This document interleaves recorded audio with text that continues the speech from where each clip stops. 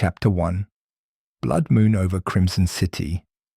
Detective Raven Blackstone stood at the edge of the crime scene, his weathered face illuminated by the flashing red and blue lights that painted the night like a patriotic disco.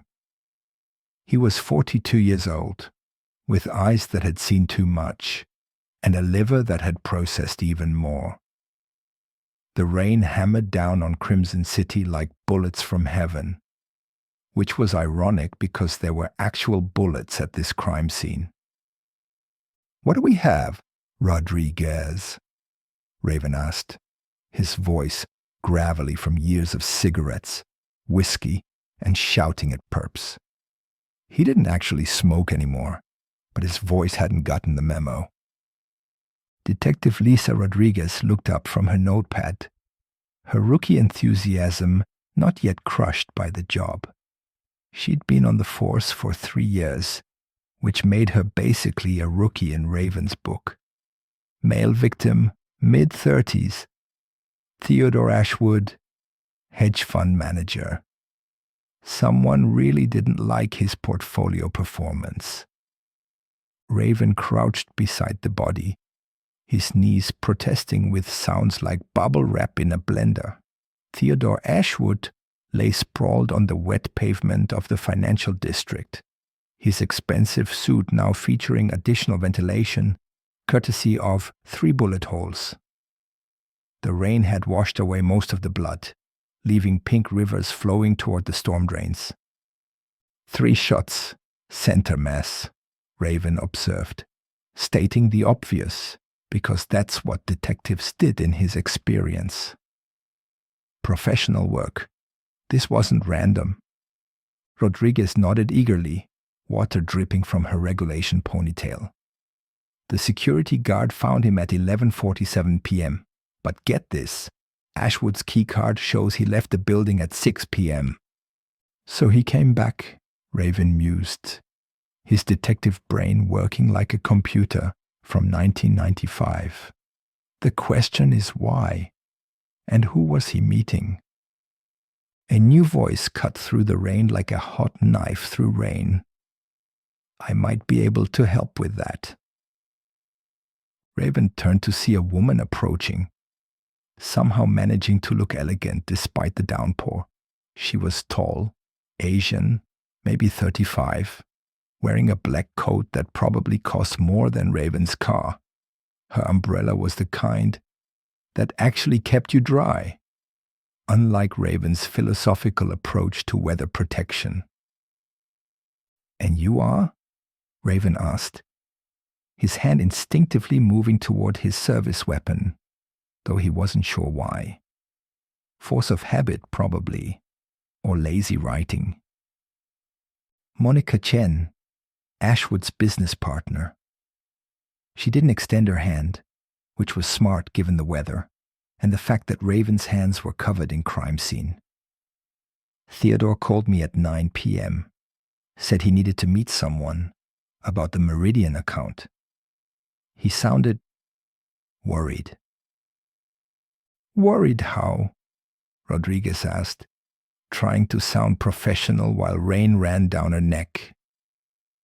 "Like a man who discovered something he wished he hadn't," Monica said cryptically, because people in thrillers always talked cryptically. "The Meridian account was our biggest client, worth 50 million. Raven felt his detective senses tingling, which was probably just the rain getting through his coat. Was there something wrong with the account? Monica's perfect composure cracked slightly, like expensive china with a hairline fracture. Theodore had been acting strange for the past week, staying late, encrypting files, making calls from burner phones. "I thought he was having an affair." "But now you think differently," Raven said, making one of those logical leaps that detectives were famous for. "Now I think he's dead," Monica replied flatly. Fair point, Raven thought. The crime scene techs were doing their dance around the body, taking photos and measurements like the world's most morbid party planners. Raven noticed something glinting near Ashwood's outstretched hand and bent to look closer. It was a coin, but not just any coin. It was old, gold, and had a symbol on it that Raven didn't recognize. "Bag this," he told a tech, pointing at the coin, "and run it through the database. I want to know everything about it, including its hopes and dreams." The tech looked confused but complied, because everyone knew not to question Raven when he was in detective mode. "Miss Chen," Raven said, turning back to the business partner, "I'll need you to come to the station tomorrow. We'll need a full statement about this Meridian account and any enemies Ashwood might have had." "Enemies?" Monica laughed, but it was the kind of laugh that had no humor in it, like a clown at a funeral. Theodore was a hedge fund manager. He had nothing but enemies.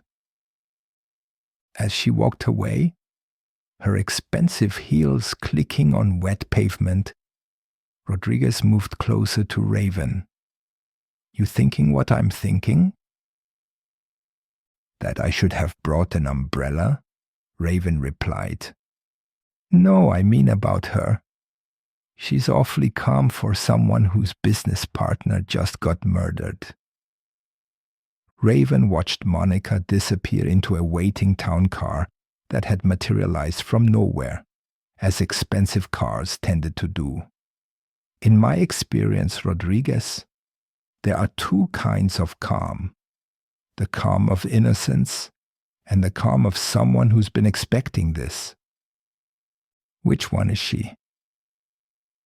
That's what we're going to find out.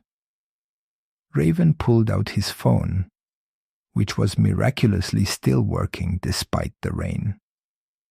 He had 17 missed calls from Captain Morrison, which was about average for a Tuesday night.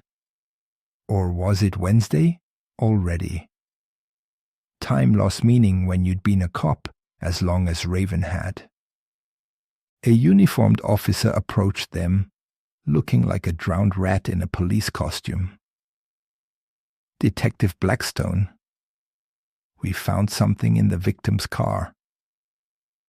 They followed him to a black BMW parked in a handicapped space, because even in death, hedge fund managers were inconsiderate. The officer pointed to a briefcase in the back seat, its leather surface covered in what looked like blood, but was probably just red wine. Or blood. "Did you open it?" Raven asked. "Couldn't, sir. It's got one of those fancy electronic locks. Needs a thumbprint." Raven looked back at Theodore Ashwood's body, then at the briefcase, then back at the body. "Well, lucky for us, we've got thumbs available." Rodriguez made a face. "That's morbid, even for you." "Welcome to homicide, rookie." As the crime scene tech carefully pressed Ashwood's thumb to the briefcase lock, Raven felt that familiar sensation in his gut. The one that told him this case was going to be complicated. The briefcase clicked open with an expensive sound revealing files, dozens of them, all marked with the same symbol as the coin, a serpent eating its own tail. "Ouroboros," Rodriguez said, surprising Raven. "Ancient symbol of eternal return. Also the name of a new cryptocurrency that's been making waves in the financial sector." Raven looked at her with new respect. "You know about cryptocurrency?" "I have a minor in computer science," she said, slightly defensively. "I'm not just a pretty face with a gun." "Never said you were," Raven replied, though he had been thinking it until about 5 seconds ago. Character growth. The files were full of financial documents that might as well have been written in ancient Sumerian, for all Raven understood them. But one thing stood out. Every document had tomorrow's date on it. How can these be dated tomorrow? Rodriguez asked the question Raven was thinking. Either our victim was a time traveler, or these are projections for some kind of major financial move. Raven carefully bagged the documents. We need to get these to financial crimes, and we need to find out more about this Ouroboros cryptocurrency. As they prepared to leave the scene, Raven's phone buzzed. Unknown number. He answered it because that's what detectives do in thrillers, even though it's terrible personal security. Detective Blackstone? The voice was electronically disguised, sounding like a robot with a head cold. You found the first piece. Theodore Ashwood was just the beginning. The serpent is swallowing its tail, and when it's done, Crimson City's entire financial district will collapse. Who is this? Raven demanded, but the line was already dead. Rodriguez looked at him with concern. What was that about? Either a prank call, or we just got our first lead from the killer. Raven looked up at the rain-soaked skyscrapers of the financial district, their windows glowing like eyes in the darkness. Something tells me Theodore Ashwood won't be the last body we find this week. Thunder crashed overhead because nature had a flair for the dramatic. As they walked back to their car, Raven couldn't shake the feeling that they were already 3 steps behind in a game they didn't even know they were playing. The blood moon hung low over Crimson City, tinting everything the color of old pennies and fresh crime scenes. It was going to be a long night. And it was only the beginning. Author's note. This novel is dedicated to my coffee maker, without which none of this would be possible. Also, I should mention that Detective Raven Blackstone has a mysterious past that will be revealed gradually through convenient flashbacks and exposition dumps. Any resemblance to competent police work is purely coincidental.